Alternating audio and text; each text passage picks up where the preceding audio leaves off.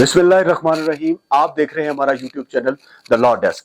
इससे पहले हम जो सीरीज शुरू की थी जिसमें डिस्कशन की, वो 3 पार्ट्स हम बना चुके हैं। आज हम 4th पार्ट पे हैं।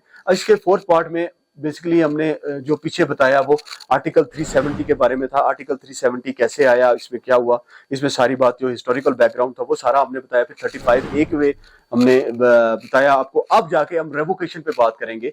तो मुख्तसर सी बात हम पहले रेवोकेशन पे कर सकते हैं, कर चुके हैं, लेकिन अब जो रेवोकेशन पे हम बात करना चाह रहे हैं वो ये है कि ये कैसे रिवोक किया गया। बेसिकली इंडियन सुप्रीम कोर्ट ने 2018 में एक जजमेंट दी जिसमें ये कहा गया कि आर्टिकल 370 जो है वो रिवोक नहीं किया जा सकता।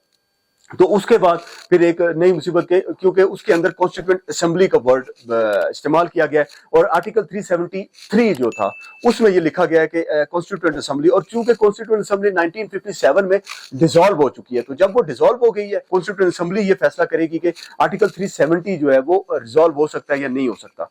तो वो उस पर जो बात थी कि वो फिर इन्होंने उसके लिए जो हल निकाला वो यही था कि जब इनका गवर्नमेंट महबूबा मुफ्ती के साथ इन्होंने बनाई, तो महबूबा मुफ्ती के साथ जो अलायंस था वो इन्होंने खत्म कर दिया। और आर्टिकल 92 है जम्मू कश्मीर कॉन्स्टिट्यूशन का, कि जिसमें लिखा हुआ है कि जब भी अलायंस ठीक नहीं चल रहा तो वो गवर्नर रूल लगा सकता है। तो गवर्नर रूल में वो 6 महीने चला, तो सत्यपाल मलिक जो थे वो 6 महीने के बाद फिर वो उन्होंने प्रेसिडेंशियल रूल लगा दिया। तो फिर उसके बाद उन्होंने वो इसको खत्म कर दिया। तो वो बेसिकली इन्होंने अमित शाह ने 2 रेजोल्यूशन इसमें लेके आए कि एक रेंडरिंग द आर्टिकल 370 के बारे में था और reorganising the Jammu and Kashmir bill था। तो अब रेंडरिंग द आर्टिकल 370 जो उसमें आर्टिकल में उन्होंने ये कहा गया कि आर्टिकल 373 में जो है वो इसको खत्म कर दिया जाए, क्योंकि उसकी इंटरप्रिटेशन क्लास थी आर्टिकल 367(4).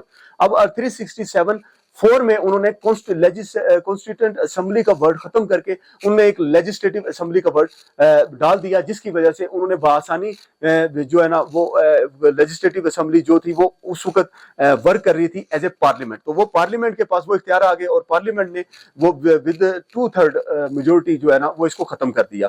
क्योंकि मोदी सरकार का ये मैंडेट भी था कि हमने आर्टिकल 370 और 35A को मैनिफेस्टो के थ्रू खत्म करना है। तो उन्होंने इसको खत्म किया। उसके बाद अमित शाह ने जो दूसरी रेजोल्यूशन पर की, J&K रिकॉग्नाइजिंग बिल, उसमें उन्होंने सेक्शन 3 और सेक्शन 4 के तहत लद्दाख, लेह और करगिल को एक यूनियन टेरिटरी बना दिया और जम्मू एंड कश्मीर को एक अलग यूनियन टेरिटरी, सेक्शन 4 के तहत जम्मू एंड कश्मीर को एक अलग यूनियन टेरिटरी बना दिया।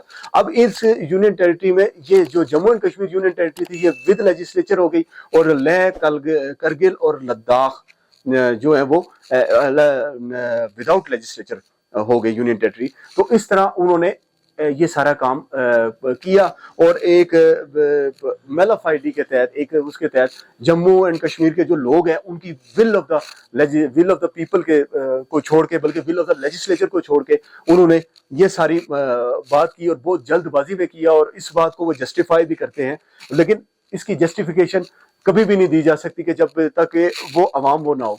तो मुझे एमरसन की एक कहावत है कि what use to all those heroic wars of amendment if the same old law breaker is to keep them, कि जब तक वो ओल्ड लॉ ब्रेकर वहां पर मौजूद है तो आपको अमेंडमेंट का कोई फायदा नहीं होगा। तो नरेंद्र मोदी या मोदी सरकार या जो इंडियन गवर्नमेंट है वो ये बात समझ ले कि ये मुज़ाहमतकार जो है वो जिंदा रहेगा और ये जंग जारी रहेगी, और ये जंग जारी रहनी भी चाहिए और ये जंग जारी रहेगी। अब हम इसके क्योंकि एंडिंग पार्ट्स की तरफ जा रहे हैं, तो इंडियन सुप्रीम कोर्ट ने भी इस पे डिसीजन दिया है 2023 में, तो वो भी पिटीशंस फाइल की गई हैं। तो क्या वो डिसीजन दुरुस्त था या वो बायस था? तो इसके लिए आप देखते रहे हमारी नेक्स्ट वीडियोस। तो आप चैनल को सब्सक्राइब भी कर रहे हैं और बेल आइकन का बटन भी दबा दें ताकि हम आपके लिए मजीद ऐसी वीडियोस बनाते रहें। तो तब तक के लिए अल्लाह हाफिज।